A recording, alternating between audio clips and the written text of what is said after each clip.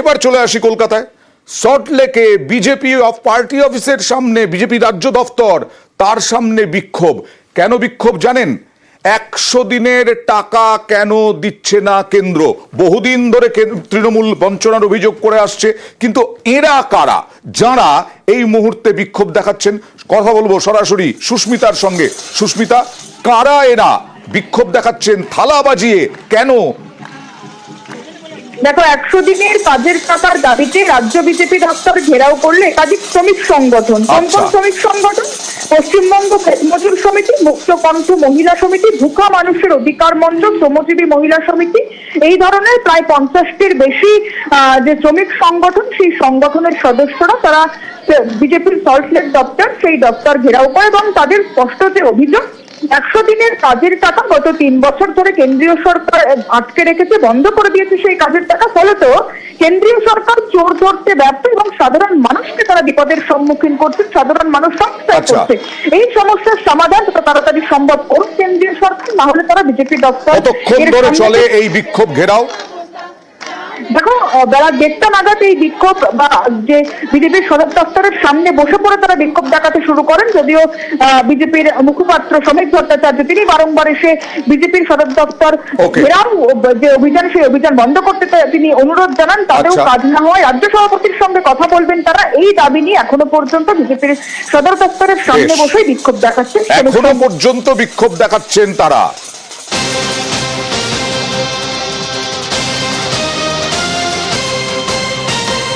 আর এবার বিক্ষোভ গোসাবার শম্ভুনগরে। না না না না, 100 দিনের কাজের টাকার জন্য নয়, সমবায় ব্যাংক দীর্ঘদিন ধরে বন্ধ গোসাবার শম্ভুনগরে। এমনকি সমবায় ব্যাংকের ম্যানেজারের বিরুদ্ধে খারাপ ব্যবহারের অভিযোগ এই সমস্ত সমবায় ব্যাংকের গ্রাহকদের। কারণ সমবায় ব্যাংক বন্ধ বলে শম্ভুনগরের মানুষ তারা বিপাকে। আজকে আর দেওয়ালে পিঠ থেকে গেছে, এবার গ্রাহকরা বিক্ষোভ দেখাচ্ছেন। কথা বলবো প্রতিনিধি অনুপের সঙ্গে। অনুপ, কেন বন্ধ সমবায় ব্যাংক, আর ব্যাংক ম্যানেজার কি করছেন তাহলে? দেখো, আমরা কেন ব্যাংক বন্ধ সেটা কিন্তু যেসব গ্রাহকরা রয়েছে তারা দাবি করছে যে তাদের যে আর্থিক টাকা পয়সা যে ব্যাংকে, সমবায় ব্যাংকে জমা রয়েছে, সেই টাকা পয়সার ঠিকঠাক করতে হিসাবপত্র দিতে পারছে না। এমনকি তারা যে টাকা তুলতে যাচ্ছে তখনই তাদের টাকা ঠিকঠাক মতন দেওয়া হচ্ছে না, বিভিন্ন দিন দেওয়া হচ্ছে। কিন্তু সেই বিভিন্ন দিন দেওয়া হলেও গত সোমবার থেকে কিন্তু এই লাগাতার বন্ধ রয়েছে এই শম্ভুনগরের সমবায় ব্যাংকটি। এরপরে কিন্তু এই যে গ্রাহকরা যারা এই সমবায় ব্যাংকে টাকা রেখেছে তারা কিন্তু আজকে সবে ফেটে পড়েন। কারণ টাকা পয়সা লক্ষ্মীর ভান্ডার থেকে শুরু করে বিভিন্ন টাকা তাদের জমা রয়েছে, সেই টাকা দিচ্ছে না। এছাড়া এই সমবায় নির্বাচন রয়েছে এবং সেই নির্বাচনের আজকে কিন্তু লাস্ট দিন নমিনেশনের ফাইল করার, কিন্তু সেই সমবায় ব্যাংক না। কিন্তু কবে খুলবে তাহলে?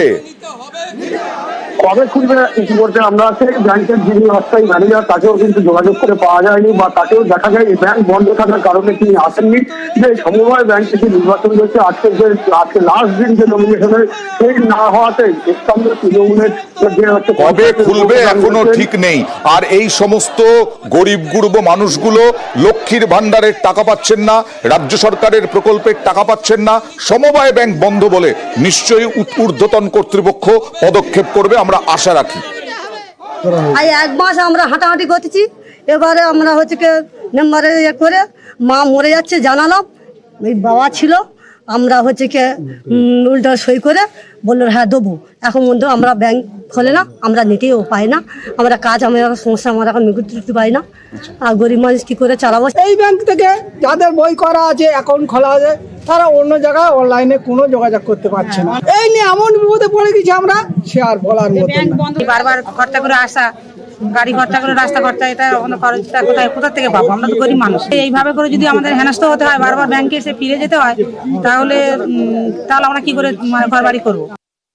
6 তারিখের আগে থেকে ব্যাংকটা অনির্দিষ্টকালের জন্য বন্ধ আছে। এখানকার মানুষের টাকা তছরূপ হচ্ছে। ভয় তো অবশ্যই আমি পাচ্ছি যে কমিটি এলে সেই কমিটির দুর্নীতি সম্বন্ধে তদন্ত করাবে, তাহলে ধরা পড়ে যাবে না।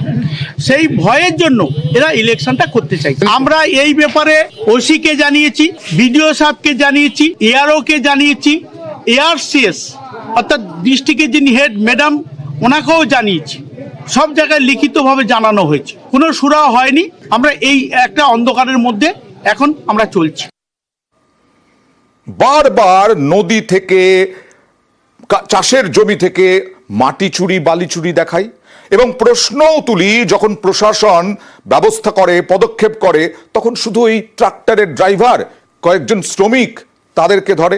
আমরা দেখিয়েছিলাম জলপাইগুড়িতে 6 জানুয়ারি এবছর কিভাবে চুরি হয়ে যাচ্ছে বালি, আর এবার কিংপিন ধরা পড়লো, মাফিয়া ধরা পড়লো, বালি চুরির মাফিয়া, বালি পাচারের মাফিয়া। সোমবার যমুনা পাড়ে বালি পাচারের খবর করি, বালি পাচারের খবর পরেই তৎপর হয় পুলিশ। মুখ্যমন্ত্রী বীরভূম বর্ধমান নিয়ে ক্ষোভ প্রকাশ করেন, বালি চুরি নিয়ে ক্ষোভ প্রকাশ করেন। আর এবার জলপাইগুড়িতে ধৃত বালি মাফিয়া। কথা বলবো প্রতিনিধি শান্তনুর সঙ্গে। শান্তনু, রহমান আলী একে? দেখো, এখনো পর্যন্ত পুলিশ সূত্রে যেটা বক্তব্য সেটা হচ্ছে রহমান আলী এই এলাকা অর্থাৎ যমুনা পাড়ে যে বালি চক্র চলছে, যেটি ডি গ্রুপ নামে পরিচিত, দুলাল গ্রুপ নামে পরিচিত, সেই গ্রুপেরই কিন্তু অন্যতম একজন সদস্য, যে কিন্তু গোটা বিশ্ব পরিচালনা করছিল। এবং গত কয়েকদিন সোমবার দিন আমরা খবর পরিবেশন করার পর থেকে দেখা যাচ্ছিল যে পুলিশ প্রশাসন লাগাতার কিন্তু যমুনা নদীতে কিন্তু অভিযান চালাচ্ছিল। তার জেরে গত কয়েকদিন ধরে কিন্তু বালি পাচার বন্ধ ছিল, অবৈধ বালি উত্তোলন বন্ধ ছিল।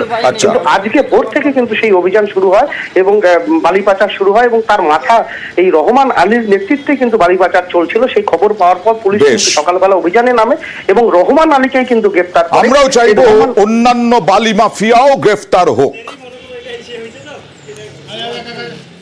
আজকে যেরকম ভাবে ওরা বালি তুলতেছিল সকাল থেকে, তারপরে পুলিশ এসে একটা টলিকে ধরে নিয়ে গেল, এরকম যদি প্রতিনিয়ত ওরা নজরদারিটা চালায় তাহলে আমরা এলাকার গ্রামবাসী সকলেই একটু খুশি থাকি।